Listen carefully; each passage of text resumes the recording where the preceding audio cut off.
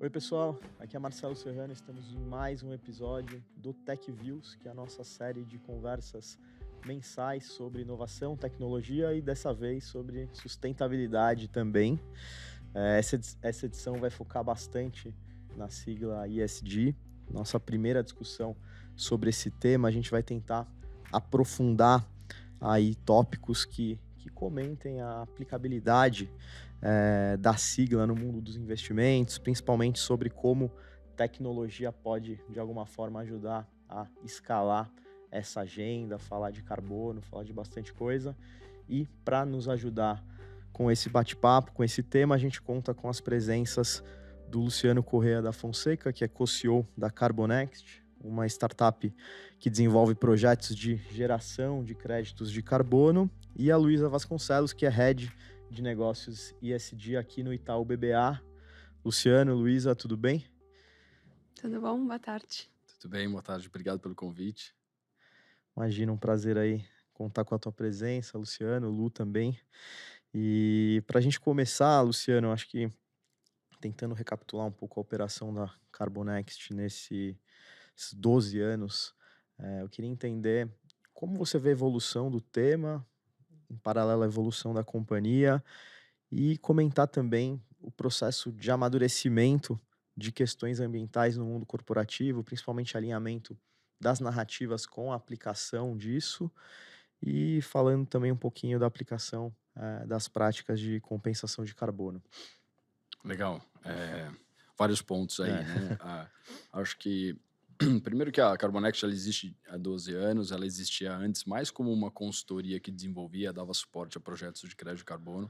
Ela foi fundada pela minha irmã, Janaína, que é engenheira florestal e trabalha com o tema desde sempre, desde há 20 anos. Então, ela viveu várias das fases do mercado de crédito de carbono. E 12 anos atrás ela decidiu focar os projetos em projetos de geração de crédito de carbono através de preservação de áreas florestais, juntando um pouco esse background dela de engenheira florestal com os projetos que são chamados de RED+, de carbono. Ela veio desenvolvendo a empresa, mas o ritmo do mercado nem permitia que a empresa se desenvolvesse com muita velocidade, ela foi no ritmo do mercado. No meio da pandemia, nós ficamos quarentenados juntos, juntamos as famílias de uma casa com a minha mãe e tudo. E aí eu pude acompanhar ali a empresa e foi bem quando o mercado teve um boom, né? Ele passou a, a, a, a ter uma aceleração ali da venda, compra e venda dos projetos de crédito de carbono e o preço acompanhou, claro, esse movimento. Nesse momento, como estávamos quarentenados juntos, a minha trajetória é no mercado financeiro, trabalhei em fundos de private equity durante 15 anos e pude acompanhar e vi que tinha uma oportunidade legal ali de, naquele momento, desenvolver a empresa para acompanhar o ritmo do mercado. E aí tudo foi acontecendo relativamente com naturalidade ali, as oportunidades foram acontecendo e a gente desenvolveu a empresa para acompanhar o mercado.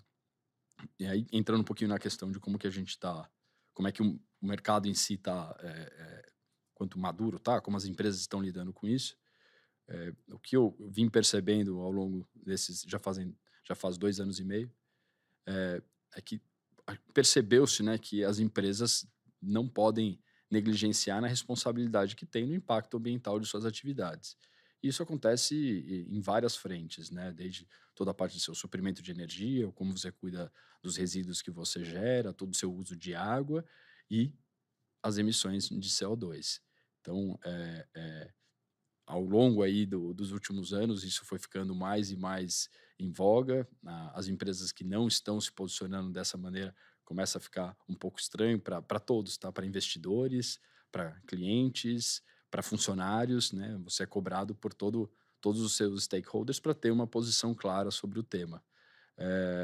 E a frente de emissões, ela veio recebendo muita atenção.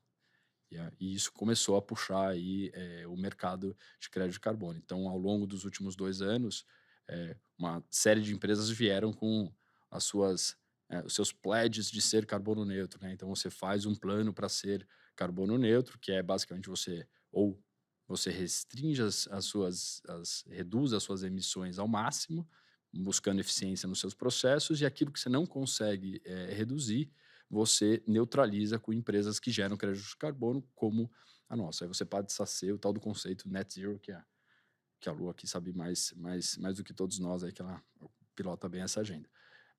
Então, de maneira geral, a gente tem visto as empresas cada vez mais vindo com seus pledges de ser, né, carbono neutro, net zero, e buscando não só reduzir, como também neutralizar as suas emissões, e vem encaixando em suas estratégias. Não, legal.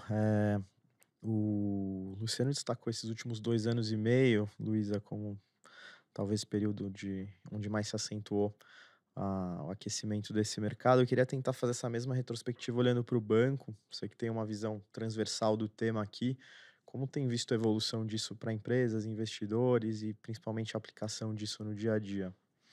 Acho que o Luciano pontou bem um pouco como é esse movimento, né. A gente teve um movimento no mercado, de fato, das companhias de forma voluntária firmando compromissos de net zero, o próprio banco firmou no ano passado, e à medida que você tem o compromisso, de reduzir, você precisa fazer os passos naturais. Então primeiro você começa diagnosticando, né, então preparando um inventário para entender onde você está. Feito isso, você tenta investir em redução, muitas vezes envolve tecnologia, envolve CapEx, só que essa tecnologia não necessariamente vai estar disponível, né, e a gente tem muita consciência disso. E o que não tiver, você vai ter que fazer a gestão dessas emissões comprando, por exemplo, créditos de carbono. Então é um processo que ele é bastante amplo e que ao longo dos anos ele também vai começar a mudar. Então agora talvez a gente precise muito dos créditos de carbono, enquanto muitas dessas tecnologias são desenvolvidas, mas ao longo do tempo isso vai ficando equacionado, porque a gente vai vendo uma substituição natural.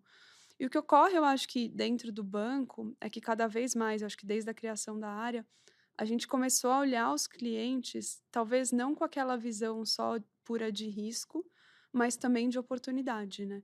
Esse mercado, além de ser um mercado que obviamente tem seus riscos, tem suas incertezas, sejam elas regulatórias, jurídicas, mas tem também muita oportunidade daqueles que souberem identificar, aproveitar e, de fato, fazer um negócio em cima daquilo. Acho que a Carbonex é um excelente exemplo, né, ele comentou que estavam na pandemia olhando, mas é isso, é você já ter o expertise, você tá ali com o conhecimento necessário, com aquela visão de business e fazer, de fato, a virada, juntando muito também da questão de tecnologia, que eu vou depois deixar o Luciano falar um pouco, que eu sei que foi a tese da transação deles.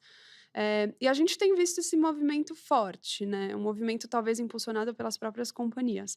Do lado do banco, tem sido uma agenda bastante estratégica para a gente, né, então o banco se posicionou firmando compromisso, tem feito mudanças inclusive internas, criação da área e outras coisas que têm sido feitas para a gente cada vez mais integrar isso nas nossas análises dos clientes, na forma como a gente faz negócio, na cultura, mas também a gente vê que o mercado está se desenvolvendo, então cada vez mais os investidores estão interessados no tema. Tem todo um fator de novidade, né, que eu acho que como muita coisa nova, tem muito education ainda, né, então aqui no banco mesmo a gente promoveu evento para os investidores para explicar como funciona o mercado de carbono, como que o Brasil está nesse cenário, o que que a gente vê de tendência, para a gente poder começar a entender, mensurar, quantificar esses riscos e depois procurar oportunidades e investimentos que possam fazer sentido. Não, legal. Você citou tecnologia, eu realmente ia perguntar isso agora para o Luciano, na esteira da transação com a Shell. Na época, vocês comentaram bastante que a transferência de tecnologia da Shell era talvez um dos principais frutos, aí, sinergias dessa operação. E eu queria entender como, de fato, a tecnologia tem sido uma catalisadora de projetos, de resultados e uma aliada aí dessa agenda ESG. Sem dúvida. Só pontuando, né, que a Carbonext ela é focada em desenvolver projetos de crédito de carbono florestais. A gente até tem outros tipos de projeto, mas a grande maioria são projetos florestais. E um projeto florestal, ele basicamente eu estabeleço parceria com quem é o proprietário daquela área, a gente monta um plano de proteção para aquela área e passa a proteger aquela área. Passando a proteger, você evita as emissões. As emissões são ligadas ao corte e a queimadas para abrir a área, né, para colocar gado, soja e tal. Quando eu evito essas emissões evitadas viram os créditos de carbono. Então, é isso que a gente faz. Quando a gente aproximou da Shell, né, a Shell aproximou da gente, né, eu confesso que a gente olhou com algum ceticismo, né? Pô, mas vocês vão fazer parceria com uma empresa de óleo e gás, vocês estão na ponta verde da agenda, eles estão na ponta poluente, né? E, e ao longo do processo a gente foi se educando para entender qual que era a relação da Shell com essa agenda. Primeiro que a Shell vem fazendo um trabalho muito bom de ajudar na transição energética. Eu, como muita gente, acredita que a transição energética ela é um processo. Não adianta você falar, vamos desligar os combustíveis fósseis, a gente não está preparado para isso. E a Shell vem com, até por bastante pressão, porque ela está ali no caldeirão, ali na Europa, tem muita pressão em torno dessa agenda. Ela vem se posicionando de uma maneira muito clara e fazendo muitos investimentos para a transição energética e na tal da soluções baseadas na natureza. Eles têm uma área de soluções baseadas na natureza que exploram todos os negócios que estão surgindo com base na natureza. Então, quando eles nos procuraram, a gente foi entendendo o papel deles e, acima de tudo, eu entendi uma coisa que é bem óbvia e que eu não tinha parado para pensar, que poucas empresas conhecem a crosta terrestre como uma empresa de óleo e gás, né? Então, eles conhecem o fundo do mar muito bem, conhecem deserto, conhecem floresta, eles têm poços de petróleo na Amazônia e, a partir desse conhecimento, eles desenvolvem toda uma expertise de como lidar com comunidades tradicionais da região, como fazer acompanhamento de áreas remotas, e a gente foi entendendo qual era a gente chamava lá, vamos abrir aí o capô aí do carro de vocês e ver todos os recursos que vocês têm aí nessa máquina de vocês. E a gente foi ficando maravilhado. Então, para citar alguns, né? Eles vieram desenvolvendo várias tecnologias para ficar fazendo esse monitoramento e acompanhamento remoto. Então, eles têm satélites de alta definição, que a gente tem acesso às imagens. Eles têm uma tecnologia que chama eDNA, que é Environmental DNA. Então, você pega uma amostra de água ou de solo e você faz a leitura de todo o DNA que está presente ali. Então, você vai, nas nossas áreas, o que a gente faz? A gente pega amostras regularmente e você vai mapeando qual é o perfil da biodiversidade daquela área. Pensa que antes de ter essa tecnologia, a maneira de você mapear era botar uma câmera lá, passou ali, é uma onça ou é algum outro, um gato grande, você precisava ficar tentando adivinhar ali para uma imagem, uma coisa muito menos precisa do que você ler o DNA. Então, essa é uma tecnologia que ajuda a mapear a biodiversidade, que é algo que vem ganhando importância e no longo prazo deve ganhar bastante importância nessas agendas de projetos de carbono. Fala-se em projetos de biodiversidade daqui a alguns anos. E por último, um último exemplo são torres de baixo custo para medir fluxo de CO2 mesmo. Então, você espalha várias dessas torres numa área grande e você começa a medir a respiração da floresta mesmo, como é que está o fluxo de CO2. Então, quando você junta todas essas tecnologias, você consegue trazer muita informação sobre as áreas protegidas.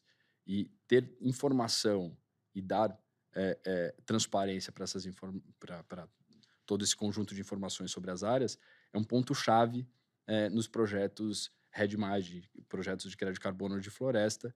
É fundamental você ter esse nível de transparência e de informação, porque vai passando segurança, né? Imagina que você passa a comprar um crédito de uma área e fala, mas onde é que está essa área? O que está acontecendo nessa área? Qual o tamanho? Qual que é o fluxo de CO2? O que tem de... quais são os animais ou as espécies que tem por ali? Então, você ter tudo isso à sua disposição vai trazendo robustez ao projeto, segurança ao projeto, e isso reflete em liquidez dos créditos, preço dos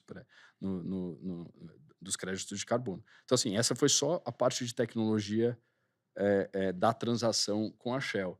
Mas, e aí, para já encerrando, a tecnologia é fundamental no desenvolvimento desses projetos florestais, né? Você fazer a preservação de uma área remota, né? A gente fica falando da Amazônia, vamos proteger a Amazônia, vamos proteger a Amazônia. Aquilo lá é um mundo, né? Você tem 420 milhões de hectares só na parte brasileira.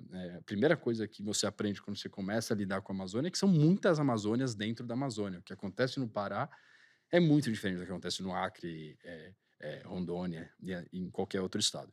Então, você ter a gestão dessas áreas envolve questões muito complexas.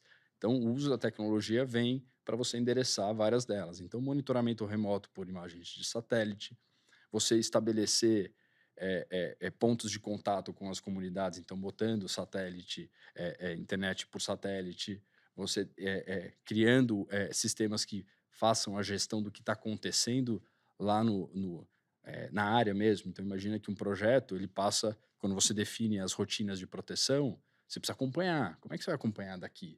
Então, se você tem todos esses canais e cria, a gente tem uma plataforma em que faz a gestão de cada um dos projetos, que todas as rotinas semanais vão sendo.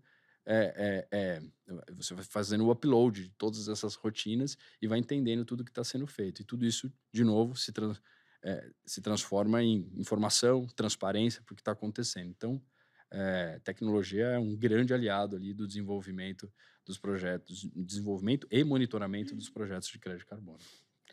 Não, bem legal. Acho que eu queria tentar puxar a conversa um pouco mais para a parte de investimentos e até puxar um gancho com a Luísa, que é o crescente interesse de companhias em originar títulos verdes, dívida verde, atrelada a alguns projetos e, assim, é consenso e é muito fácil de ver esse interesse crescente no lado da originação, mas eu queria entender na ponta dos investidores, quem tem olhado, efetivamente comprado, se tem uma demanda crescente ou que consegue absorver esses títulos e como tem sido também o processo de education nesses processos, tanto para que as companhias entendam e consigam moldar melhor suas transações, quanto os investidores consigam olhar da forma adequada. Não, legal. Acho que eu vou separar talvez a resposta em duas partes, né? Uhum. Porque a gente teve um primeiro movimento no mercado que foi mais focado em finanças sustentáveis, por assim dizer. Então, títulos verdes, sociais, vinculados a metas. eh, e agora a gente está vendo um movimento grande do que a gente chamaria talvez de finanças climáticas, que não deixa de ser sustentável, mas ela tem um foco específico em clima, né? Então, em descarbonização, em transição energética. Quando a gente olha finanças sustentáveis, de fato, nos últimos anos teve um crescimento absurdo, né? Isso não só no Brasil. A diferença é que fora do país teve um movimento que surgiu do provedor de capital na ponta. Então, as pessoas físicas investiam em fundos, que esses fundos tinham mandatos ESG e iam buscar ativos sustentáveis, né? Estava dentro do mandato deles. Isso gerava mais demanda por esse tipo de ativo. Então, os emissores, muitos deles inclusive brasileiros, acabavam buscando emitir títulos que fossem sustentáveis, porque isso dava, principalmente no começo, tinha uma certa vantagem de preço. Eles tinham o que a gente chamava de greenium, né? Que é aquele prêmio ESG. Só que isso ao longo do tempo foi equalizando, porque a demanda e a oferta foi estabilizando de certa forma, tiveram muitos emissores que acessaram esse mercado, mas a gente acha que vai continuar relativamente estável, tá? Eu acho que começou, em 2016 esse mercado, em 21 teve um boom, 22 foi um excelente ano, em linha com 21, mas a gente estima que agora tende a estabilizar um pouco mais. Isso fora do Brasil, né? Isso são alguns bilhões de dólares em fundos dedicados. Aqui no Brasil, a nossa situação é um pouquinho diferente, porque quando a gente olha os fundos de crédito privado que querem investir nesse tipo de ativo, eles não têm ainda tanto volume sob gestão. E aí o que isso implica? Talvez não tenha uma demanda tão alta como tem lá fora. Agora, se a gente chega para o investidor e falar, você quer um título ISD ou um não ISD, eles tendem a preferir o ISD, porque ele passa por um processo de diligência maior, garante que tem alinhamento aos objetivos de desenvolvimento sustentável da ONU. Então, assim, ele é um título mais appealing, tá? Então, a gente tem visto demanda, tá? A gente até ontem teve um evento na B3 e eles comentaram, né, que já tem 56 bilhões de títulos que recebem o label. Só para vocês terem uma ideia de grandeza, hoje fundos dedicados no Brasil estão próximos de 3, 4 bi. Então, assim, hoje a gente no Brasil tem uma situação talvez invertida lá de fora, que tem mais oferta do que demanda. Então, assim, isso obviamente vai ditar um pouco do que é movimento do mercado. Mas a gente acha, ou pelo menos vê, que é uma tendência cada vez mais, tanto investidores, quanto emissores, quanto o próprio banco, fazer uma análise de investimento que seja cada vez mais holística. Então, que passe por pontos de crédito, passe por pontos de governança, de social, ambiental. E não tem como negar que na parte ambiental, um dos principais temas é a questão de clima, né? Então, o Luciano estava comentando agora há pouco a importância de você quantificar, olhar a questão hídrica, olhar a questão, eventualmente, de riscos climáticos que possa ter em cada uma das regiões. Eu acho que isso veio para ficar, tá? A gente tem visto investidores incorporando cada vez mais no processo de tomada de decisão, de fato, critérios ESG. E aí até saiu o guia da Ambima, que tenta fazer essa distinção. E eu acho que vai ser um processo que vai evoluir, assim, é um mercado que está em constante evolução. Então acho difícil cravar como ele está ou como ele vai ficar. Eu acho que ele vai ao longo do tempo evoluindo e até pegando o gancho com uma coisa que o Luciano falou, é uma agenda colaborativa, né? Que tem vários agentes e que eles precisam, de fato, compartilhar conhecimento para, de fato, desenvolver. Agora, quando a gente olha a pauta de clima especificamente, um movimento interessante que a gente tem visto, que eu acho que linka muito com a Carbonext, são novas empresas surgindo que têm na tese de investimento uma tese climática. Então, seja porque elas querem fomentar a energia renovável, seja porque elas querem fomentar a transição. A gente, inclusive, está trabalhando em uma agora que deve ser anunciada em breve. Então, a gente tem visto um movimento grande das empresas enxergarem isso como negócio e os investidores estarem dispostos também a financiar.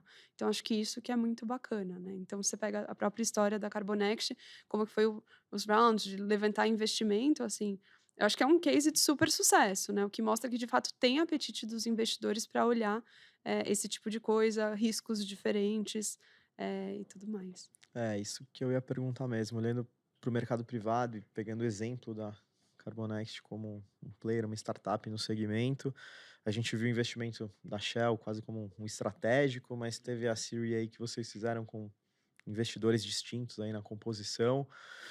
Como você tem visto, quem que está olhando para investimentos diretos em startups ou com quem vocês mesmos já conversaram, algum perfil de investidor que surpreende? Como é que tem sido as conversas nesse sentido?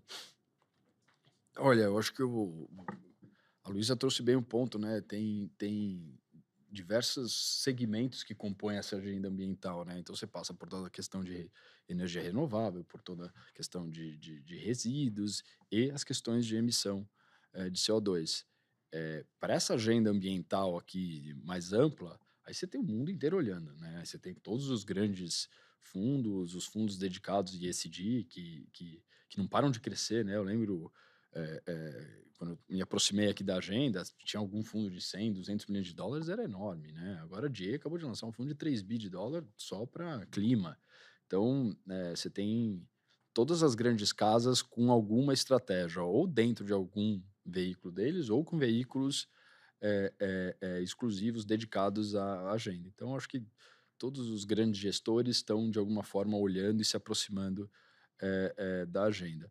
Os VCs, com certeza, entraram, né, na agenda e entraram com bastante força.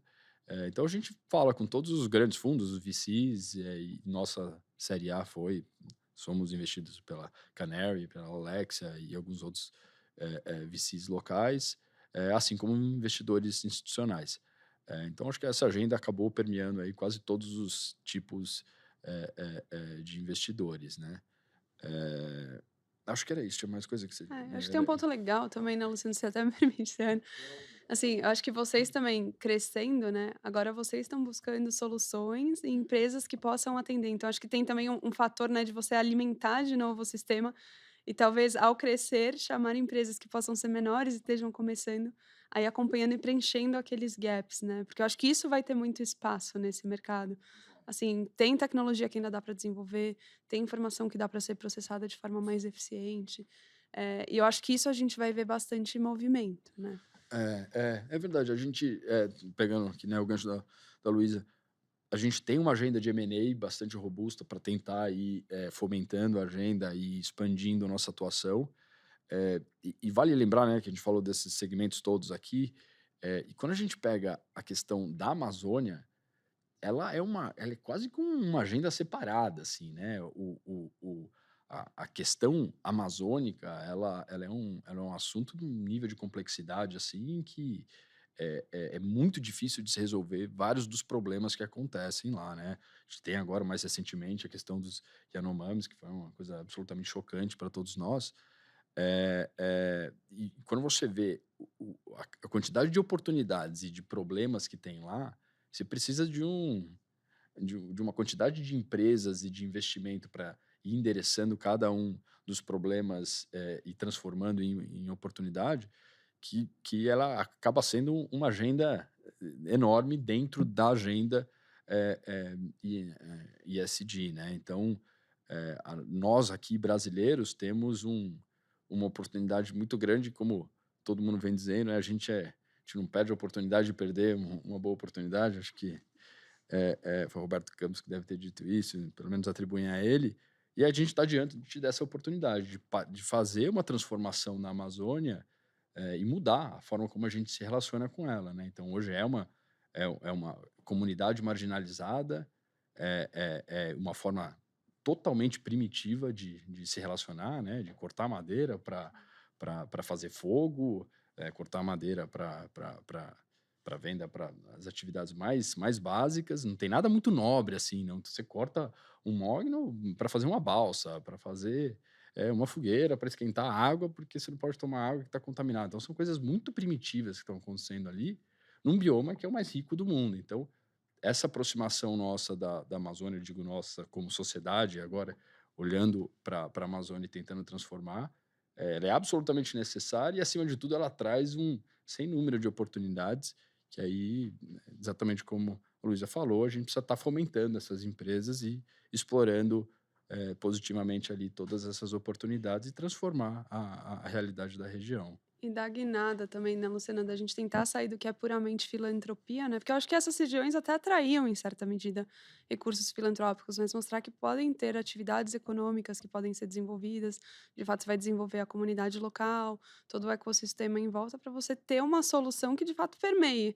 Não seja, né, que nem a gente brinca, não é só dar o peixe, tem que ensinar a pescar. Então, acho que é um pouco desse processo de mostrar que pode ser viável como negócio, você pode desenvolver. Eu acho que tem muitas empresas que estão engajadas também nessa pauta, né? Então, pegar insumos que vêm da região, fomentar a produção local de diversas coisas. Então, acho que é como a gente consegue amarrar todos esses pontos e linkar as pessoas do ecossistema quase que numa direção comum.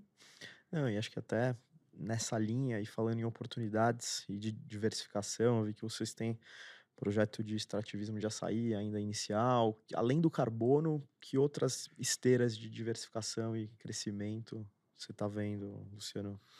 É, acho que o jeito mais fácil de entender essa agenda é como é que você monetiza uma floresta em pé. Uhum. Né? Você precisa buscar formas de remunerar os proprietários dessa área, né? E aí, quando você começa a entrar nessa dinâmica, você começa a entender que do outro lado tem uma pessoa como qualquer um de nós, tentando tornar viável aquele ativo dele, e que não é fácil, tá? Você tem lá uma área na Amazônia, você precisa proteger, isso exige dinheiro, e às vezes não pouco dinheiro, algo que não te dá retorno. Então, tem vários proprietários de área numa situação muito difícil. Então, quando você entra na lógica, eu preciso remunerar este hectare de floresta e competir com gado, com soja, você precisa começar a ser criativo e ter um espírito empreendedor. Então, como a gente vê, tá? Você começa com o carbono, que né, acaba remunerando a área por evitar as emissões, então você protege ali a área e passa a gerar uma renda com carbono, e depois você consegue adicionar outras camadas de monetização. Então, tudo que você tiver dos frutos, açaí, cacau, castanhas, e você consegue colocar uma operação econômica viável ali, você já adiciona um valor àquele hectare. Assim, de maneira geral, com gado você faz, na média, 600, 700 reais, é um bom pecuarista. Soja passa dos 1.200, 1.500 reais por hectare. Você precisa buscar essa rentabilidade no hectare de floresta em pé. É falacioso você achar que você vai segurar com o subsídio do crédito de carbono para sempre. Você precisa fazer a transição para uma bioeconomia forte, que o proprietário olhe para aquele hectare e fala assim, não vou botar gado. Eu vou seguir aqui com todas essas atividades e vou rentabilizar a minha área tão bem quanto ou melhor do que essas alternativas que precisam derrubar a floresta. Então, o que nós e muita empresa séria, tem muitas empresas sérias atuando, estão tentando fazer, é o que a gente brinca de fazer um mosaico na área. Né? Então, você tem o projeto de carbono, você coloca uma atividade de açaí, coloca uma atividade de um SAF, que é Serviço Agroflorestal, que você combina a agricultura com a floresta. Então, você vai tentando ecoturismo, vai tentando criar camadas de remuneração ali na área para tornar aquela floresta. Aí sim, essa história, né? A floresta em pé vale mais do que derrubada. O único caminho é esse, é uma bioeconomia forte. Então, sim, a gente tem algumas iniciativas de açaí, de castanha. Tô tentando evitar de falar, mas por que não um manejo sustentável feito da maneira correta? É um pouco polêmico ali. Os engenheiros florestais, como a minha irmã falou, não gostamos, a gente não tem, por enquanto não tem previsão, mas eu não julgo quem coloca também uma atividade de manejo florestal e faz a área valer mais, monetizar melhor a área. São maneiras de você manter a floresta em pé, monetizada, de uma maneira que não ofenda a lógica econômica de nenhum, porque sem você tornar aquilo economicamente viável, é muito difícil de segurar no longo prazo. Não, acho que ficou super didática essa explicação. Acho que se a gente pudesse ter um resumo dela para todos os investidores, seria incrível. E eu queria até fechar meio que com essa provocação, Luísa. Como que você acha que a comunidade de investidores, olhando desde o institucional até o cotista na ponta, como de fato eles estão absorvendo esse tema, apoiando essa agenda? Que tipo de evolução você tem visto? Como que a gente vai ter esse bolso aí, de alguma maneira, andando junto com essa perspectiva que o Luciano passou? Eu acho que assim, o primeiro ponto, que é o interesse, a gente está vendo que já tem, né?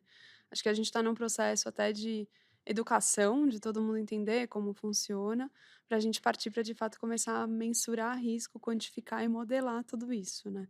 E eu acho que já tem muita gente começando a fazer isso. Eu acho que o Luciano estava falando da questão de incentivos, né? Como você cria a rede de incentivos correto. E eu acho que talvez vão ser em etapas, né. Eu acho que num primeiro momento talvez possam ter mecanismos de blended finance que podem compor o dinheiro de um investidor, por exemplo, talvez considerado um pouco mais caro, né, do que o dinheiro de impacto. Eu acho que a gente também vai começar a ver, principalmente na nova geração, pessoas mais engajadas com o tema, que estão dispostas de colocar uma parte do que elas têm nesse tipo de ativo, tá. E eu acho que isso vai sim, ao longo do tempo, aumentar. Vai ser muito parecido com o que aconteceu, por exemplo, com o painel solar. Quando começou, era muito caro, pouca gente usava. À medida que você vai escalando, empregando a tecnologia que a gente falou antes, os custos marginais vão caindo e a gente vai encontrando também novas oportunidades de monetização, que nem ele estava falando. E à medida que a gente consegue isso, a gente consegue estruturar operações que mitiguem o risco, ou pelo menos deem soluções de mitigação, que o investidor tope, né. Então, por exemplo, coisas que a gente vê, por exemplo, como possibilidades. Se você faz uma estruturação de uma operação, por exemplo, de venda de carbono, para dar um exemplo, você pode fazer junto com o offtake, num sistema de PPA parecido ao que a gente fazia com a energia lá atrás. Num esquema desse, fica muito mais fácil a gente colocar numa estrutura de securitização, por exemplo. Então, você começa a viabilizar instrumentos financeiros. Obviamente, a gente ainda está muito no começo dessa agenda, né? Então, no Brasil, eu acho que ainda existem passos que são cruciais. Por exemplo, definir natureza jurídica do crédito de carbono, definir quem é a autoridade competente para regular, definir como você vai transacionar, porque essas são coisas que para banco, especificamente, é muito importante ter. Agora, o investidor talvez ele possa ter mais apetite para operar essas indefinições, né? Onde há assimetria, há oportunidade. Então, assim, eu acho que vai ser um processo, mas eu acho que com certeza a gente tem visto mais interesse, a gente tem visto cada vez mais saindo operações, não só a deles, mas outras no mercado também. E eu acho que isso vai evoluindo ao longo do tempo, junto também com o trabalho, legislativo, de regulamentação, de autorregulação. Eu acho que vai ser uma composição de todos esses fatores. Muito legal, acho que a gente conseguiu refletir bem sobre o tema, passar bastante informação e queria novamente agradecer as participações do Luciano e da Luísa hoje aqui. Bom, obrigado, agradeço mais uma vez o convite. Prazer estar aqui com a Luísa, que a gente está sempre se encontrando nas agendas aqui, mundo afora aí de ESG, né? Super Prazer, obrigada. obrigado mesmo pelo convite, foi um prazer. Não, obrigada também, Luciano, de dividir. Eu acho que é super legal mostrar para os clientes o que vocês têm feito, o que dá para fazer. Obrigada. Legal. Obrigada, Sérgio. Obrigado, Marcelo. Valeu. Boa noite.